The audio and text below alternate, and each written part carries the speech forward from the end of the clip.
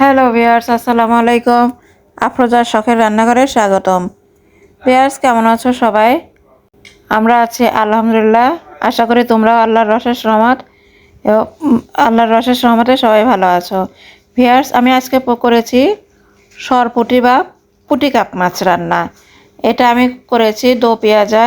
তো চলো দেখে নেওয়া যাক আমি এই পুঁটি কাপ দো পেঁয়াজাটা কিভাবে করেছি। আমি কড়াইতে দিয়ে দিচ্ছি পরিমাণ মতন তেল। তেলটা দিয়ে তেল গরম হলে আমি এখানে দিয়ে দিচ্ছি পেঁয়াজ কুচি। পেঁয়াজটা দিয়ে আমি ভালোভাবে নেড়ে নেব। ভিউয়ার্স, আমি সময় স্বল্পতার জন্য বা আজকে একটু আমার অন্য কাজের তাড়া ছিল, তাই আমি মাছ ভাজাটা দেখাতে পারিনি, স্কিপ করে গিয়েছি। আমি মাছটা সাধারণত সবসময় যেভাবে ভেজে নেই, হলুদের গুঁড়া, মরিচের গুঁড়া এবং লবণ দিয়ে, আমি আজকেও মাছটা ঠিক একইভাবে হলুদ, মরিচ এবং লবণ দিয়ে মাখিয়ে ভেজে নিয়েছি। পেঁয়াজটা আমি হালকা গোল্ডেন ব্রাউন করে ভেজে দিয়ে দিব সামান্য পানি, যাতে করে পুড়ে না যায়। এখন আমি একে একে বাকি সব মশলাগুলো দিয়ে দেব।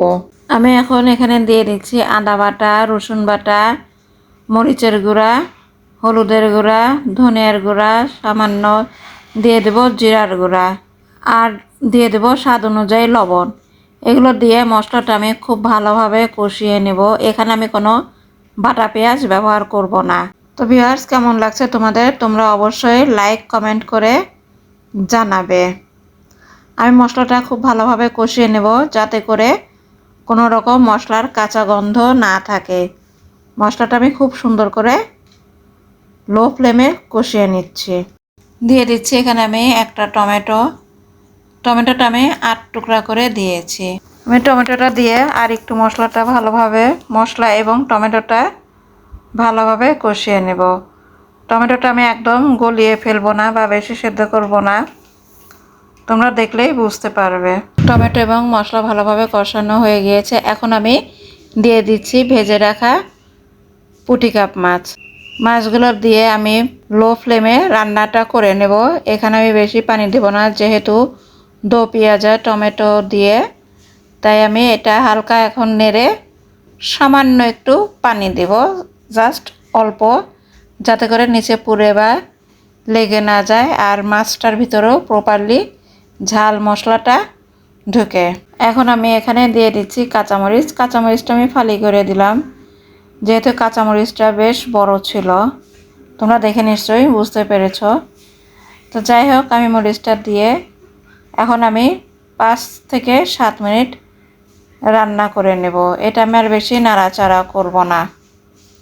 দিয়ে দিলাম সামান্য পানি। আমি প্রথম দিকে কোনো পানি দিইনি, তাই আমি এখন পানিটা দিলাম। দিয়ে আমি জাস্ট 5 থেকে 7 মিনিট রান্না করে নামিয়ে নেব।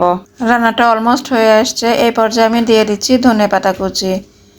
ধনেপাতাটা একদম ফ্রেশ ধনেপাতা কুচি দিয়ে আমি জাস্ট 1 মিনিট রেখে আমি এটাকে নামিয়ে নেব। হয়ে গেল সরপুঁটি মাছ বা পুঁটি কাপ মাছ দো পেঁয়াজা। এখন আমি এটাকে উঠিয়ে নিচ্ছি। ভিউয়ার্স, দেখতে খুবই সুন্দর হয়েছে আর খেতেও মাশাআল্লাহ খুব ভালো লাগবে।